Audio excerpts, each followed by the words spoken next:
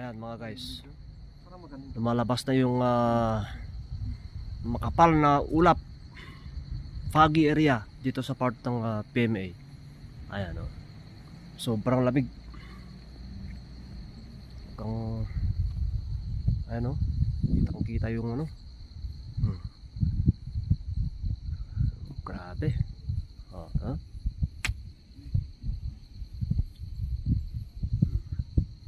Grabe yung paligid. Magpa-foglight na tayo nito.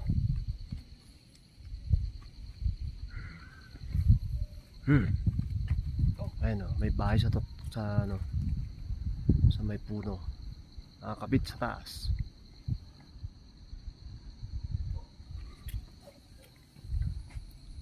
Ayan mga kasama ko. Yan, daanan pala.